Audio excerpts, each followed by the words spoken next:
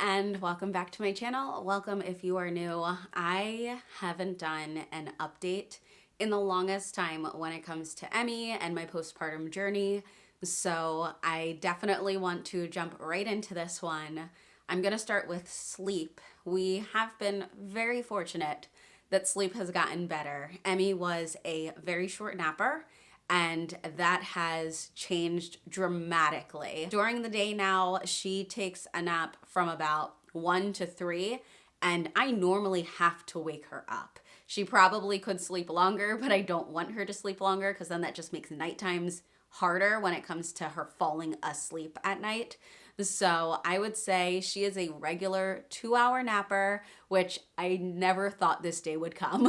Like, I have been waiting and waiting and waiting and waiting for her to take longer naps. It is here. Hallelujah. I'm so excited. So that is actually like a very great moving forward, positive update when it comes to that. Now, breastfeeding, I would say, is like a positive and negative. She's my last baby and I've just had a hard time giving it up. But at the same time, she is just all gung-ho for nursing. I would say probably until August, she was nursing on demand. But I was slowly trying to take away more feedings because the goal was for her to be done by October. I'm pretty sure I've mentioned it in a previous video. Even if it was breast milk in a bottle, she didn't really enjoy having to take it from a bottle. It has been mostly me for 2 years now. She's finally started to drink a little bit of milk from a cup. The only milk that has worked is the Silk Next milk. We've tried other milks.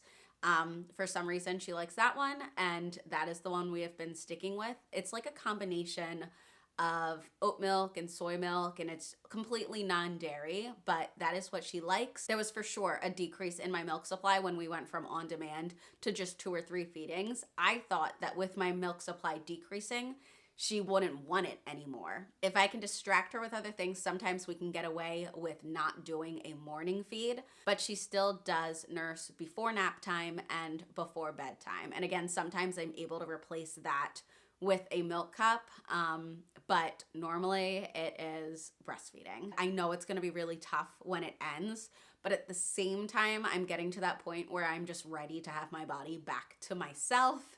If you are a nursing mother, then you can probably understand that and just kind of agree if you're at that point. That it's just like, I want this to be done, but at the same time, I know it's going to be hard to end. One of the things that I was hoping would get better was her actual diet, like what she's eating during the day outside of nursing, and I thought that would maybe get better if she was nursing less. And I mean, she eats, but she is still incredibly selective with what she eats. I can probably list just on both my hands what she'll actually eat in a day, and it's getting really difficult to be able to figure out what to feed her for 3 meals during the day, because, and on top of that, snacks, because she just wants the same things. And honestly, a lot of those are more snack foods that she wants. She doesn't eat any meat at this point, and the things that I would give her, like beans and legumes and stuff like that, she won't eat that either. So I don't know if I've mentioned it before. I don't eat red meat or pork, but there are a lot of other things that I eat and that I'm able to still have a healthy diet. So that's what I've been struggling with. Her iron is dropping. I've dealt with iron deficiency, and that's just not something that I want to also have to worry about with my kids. All right, and the hot topic here, her behavior. Oh my goodness, toddler behavior.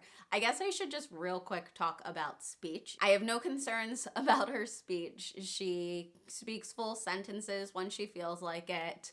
But yeah, her behavior is something else. And I know she's 2, and I know she's going to push those boundaries and all of those things. We went through it with Alani, but man, she'll like stomp her foot and like cross her arms and tell us to go away. And I'm just like, oh my goodness, like, you are 2, stop it.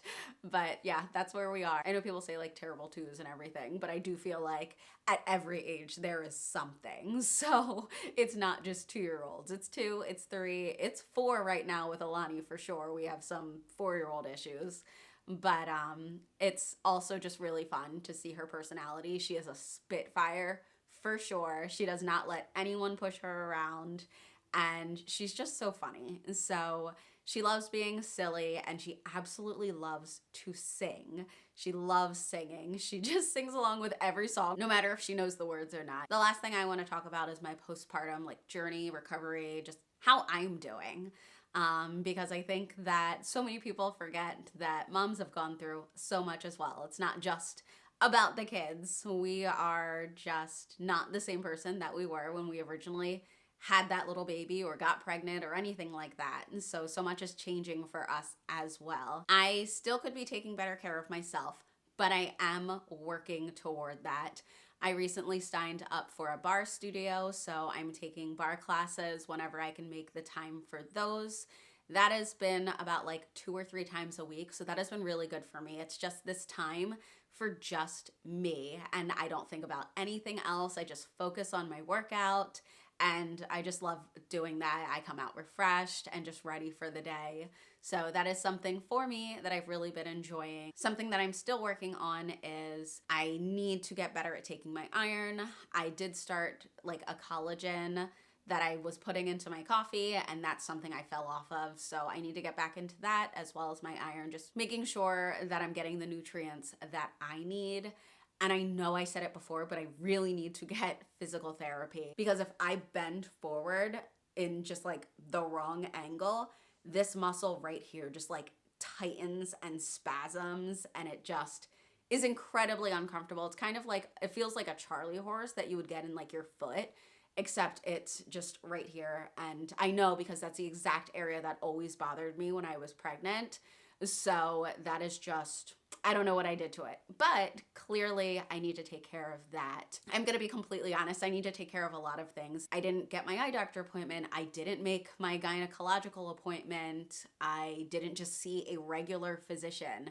So I obviously made all of the right appointments for the girls and everything, but I really need to make sure I make all of those types of appointments, because I need to be taking care of myself and making sure that I am in good health for myself and for my family. I feel like those are pretty big things, but beside those things, like, it's been really good just taking time together as a family. I mean, we have traveled a lot. We've gone to Cape May, we went to Disney, we visited Vero Beach in Florida, we went to the Bahamas. Like, we've done a lot, and we've done a lot together as a family, and I'm just so blessed that we were able to do those things and that my girls are able to experience those things.